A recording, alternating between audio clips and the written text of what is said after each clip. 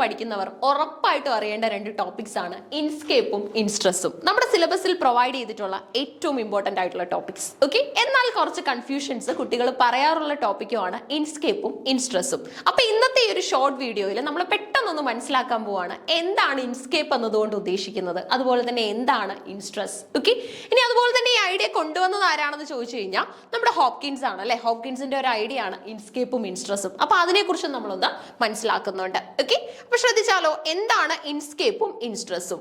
Inkscape എന്ന് പറഞ്ഞു കഴിഞ്ഞാൽ നമ്മുടെ എന്താണ് ഒരു ടെൻഡൻസിയാണ്. ഓക്കെ, ഇൻസ്കേപ്പ് എന്ന് പറഞ്ഞു കഴിഞ്ഞാൽ ഒരു ടെൻഡൻസിയാണ്, ലൈക്ക് ഒരു unique identity and beauty of various objects in the world.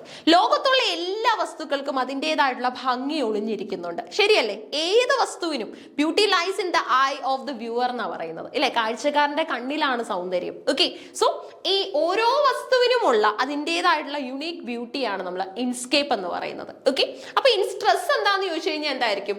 എല്ലാ വസ്തുക്കളുടെയും ക്രിയേഷനിൽ ഒരു ഡിവൈൻ ടച്ച് ഉണ്ട്. ആ ഡിവൈൻ ടച്ചിനെയാണ് ഇൻസ്ട്രസ് എന്ന് പറയുന്നത്. ഓക്കെ, അപ്പൊ ഒരു ഇൻട്രൊഡക്ഷൻ നോക്കിയിട്ട് നമുക്ക് അത്തരം കാര്യങ്ങളിലേക്ക് പോവാം.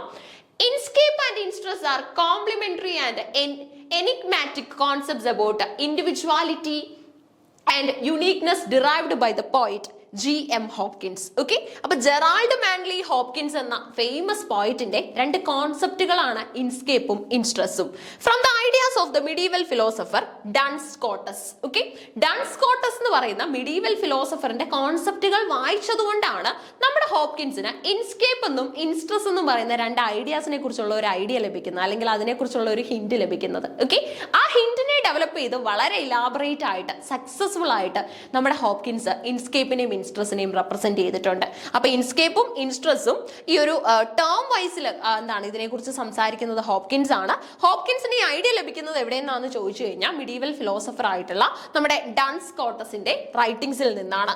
G.M. Hopkins introduced Inscape and Instress, key concepts in understanding his poetry. Okay, Inscape refers to the unique identity and beauty of various objects in the world. ഓരോ വസ്തുവിനും അതിൽ അടങ്ങിയിരിക്കുന്ന ഭംഗിയാണ് ഇൻസ്കേപ്പ് എന്ന് പറയുന്നത്, അതിന്റെ ഭംഗി. Okay, Inkscape. ഓക്കെ, ഇനി ഇൻസ്ട്രസ് എന്താന്ന് ചോദിച്ചു കഴിഞ്ഞാൽ ഒരെണ്ണം എന്താണെന്ന് അറിയാമെങ്കിൽ മറ്റേത് ഓട്ടോമാറ്റിക്കലി നമ്മൾ പറയും. കാരണം ലാങ്ങും പരോളും സിഗ്നിഫയറും സിഗ്നിഫൈഡും ഒക്കെ നമ്മൾ അങ്ങനെയല്ലേ പഠിക്കുന്നത് ലിംഗ്വിസ്റ്റിക്സിൽ. ഒരെണ്ണം പഠിക്കും, മറ്റേത് എന്താണെന്ന് നമുക്ക് അപ്പൊ തന്നെ പിടികിട്ടും. ഓക്കെ, സോ ഇൻസ്ട്രസ് എന്ന് പറഞ്ഞാൽ represents the divine force that maintains order and movement in creation. Okay, അതായത് ഒരു ക്രിയേഷനകത്തിൽ ഒരു ഓർഡറും അതുപോലെ തന്നെ ഒരു മൂവ്മെന്റും മെയിൻറ്റെയിൻ ചെയ്യുന്ന ഒരു ഡിവൈൻ ഫോഴ്സിനെയാണ് ഇൻസ്ട്രസ് എന്ന് പറയുന്നത്. ഓരോ വസ്തുവിലും നിർമ്മിതിയിലും ദൈവത്തിന്റെ ഒരു ടച്ച് വരും എന്ന് നമ്മൾ പറയും. Okay, that's actually called instress. അപ്പൊ നമ്മൾ ഒരു വസ്തുവിനെ ഒന്ന് ടച്ച് ചെയ്യുവാണെങ്കിൽ ഒരു സ്ട്രെസ് അല്ലേ, ഒരു സ്മോൾ സ്ട്രെസ് അല്ലേ നമ്മൾ അതിന് കൊടുക്കുന്നത്. അപ്പൊ ഒരു ഡിവൈൻ ടച്ച് വന്നു കഴിഞ്ഞാൽ ഒരു സ്ട്രെസ് കിട്ടുമെന്ന് ഓർത്താൽ മതി. ഇൻസ്ട്രസ് എന്ന് പറഞ്ഞു കഴിഞ്ഞാൽ ഒരു ഡിവിനിറ്റി ബിഹൈൻഡ് ദാറ്റ് തിങ് ആണ്.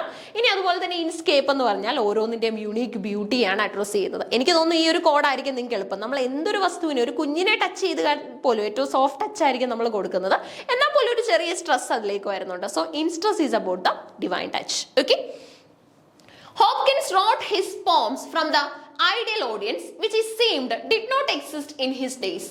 In fact, the words, phrases and local excitement in his poems often pull us away from the poem. Okay, the real meaning is often poised over the text, the linguistic surface. Okay, അപ്പോൾ ഈ പറയുന്ന കോൺസെപ്റ്റുകളിൽ G.M. Hopkins അദ്ദേഹത്തിന്റെ full effort നൽകിയിട്ടുണ്ട് അതിനെക്കുറിച്ച് explain ചെയ്യാനായിട്ടായാലും. ഇനി അതുപോലെ തന്നെ ഇൻസ്കേപ്പും ഇൻസ്ട്രസും എന്താണെന്ന് നമ്മൾ പറയുന്നത് പോലെ തന്നെ സിഗ്നിഫിക്കന്റ് ആണ്, അത് എവിടെയെങ്കിലും അപ്ലൈ ചെയ്ത് കാണിക്കുന്നത് അല്ലെ.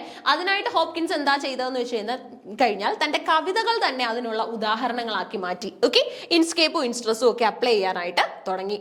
Hopkins places in the poetic lines is very important and it reaches from the romantic poets Wordsworth and Keats through Tennyson and other pre-Raphaelites and Yeats and the symbolist, and finally covers the imagist and the Ezra Pound of the early modernist period. നോക്കിക്കേ, ആ ഒരു ഹോപ്കിൻസിലൂടെ ആ ഒരു idea എത്ര പേരിലേക്ക് conveyed ആയി അല്ലെ. ഒരുപാട് ആൾക്കാർ ആ ഒരു ഐഡിയ ബേസ് ചെയ്തിട്ട് പിന്നീട് അവർ റൈറ്റിംഗ്സ് നൽകാനായിട്ട് തുടങ്ങി. ഇമേജിസ്റ്റ് ആയിട്ടുള്ള എസ്രാ പൗണ്ട് അടക്കമുള്ള ഫേമസ് ആൾക്കാർ ആ കൂട്ടത്തിൽ ഇൻക്ലൂഡഡ് ആണ്.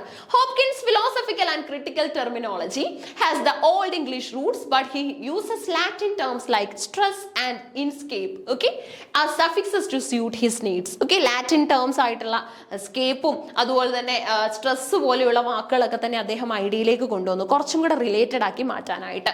Whenever he explained his words, their practicality, details, and compactness became clear and obvious.